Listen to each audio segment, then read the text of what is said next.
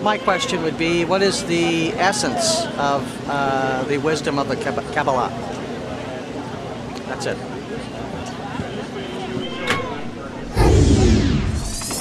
What is the essence of Kabbalah? Well, there has been a lot of confusion, legend, myth, misinterpretation surrounding the true nature of Kabbalah because it's been shrouded in mystery for thousands of years. And it's called the hidden science for three reasons.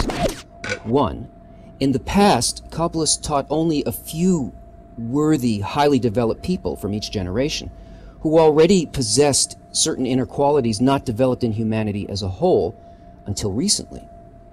And these inner qualities allowed them to understand and use it correctly. So in the first place, it was purposely hidden by the Kabbalists themselves. Two, all Kabbalistic books are written in a way that uses words that seem to talk about people and things. But in fact, not a single word in any Kabbalistic book is talking about the physical world. And if you don't learn how to read these books from a Kabbalist in the authentic teaching lineage, you simply can't understand them. It doesn't matter how bright you are, all you're going to end up with is a product of your imagination and nothing else. And three, Kabbalah reveals the purpose and the nature of this system that we call life. And unless a person has a powerfully real and serious need to ask this very question, they can't hear the answer, not even if it's shouted at them. But today, many people all over the world are seeking out Kabbalah. So let's clear up the misunderstandings. First, let's look at what Kabbalah is not.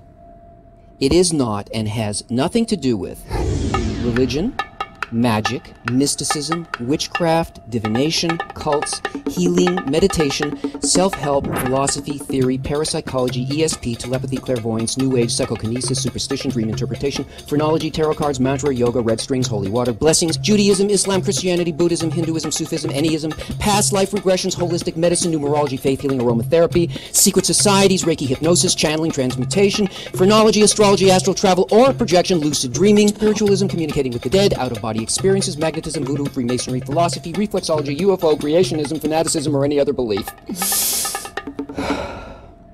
Although many of the above mentioned have borrowed and misinterpreted the principles of Kabbalah over the years. So now, what is it really? Kabbalist Yehuda Ashlag defines Kabbalah this way. The wisdom is no more and no less than a sequence of roots which hang down by way of cause and effect in fixed, determined rules, weaving into a single exalted goal described as the revelation of his godliness to his creatures in this world. Which means that there is an upper force, and then there are governing forces that descend from this upper force and bring about our existence in this world. We're familiar with physical forces such as gravity, electromagnetism, and even the power of thought, but there are forces of a much higher order that act while still remaining hidden to us. Just like we know the effects of electricity, but we can't see it, and we don't know exactly what it is. The ultimate comprehensive force, the Creator, is the sum of all of the world's forces and the highest level in the line of higher governing forces. And this upper force gave birth to 5 worlds and a barrier separating them from our world. Now, the science of Kabbalah doesn't study our world and the people in it the way traditional science does. It investigates everything that exists beyond that barrier.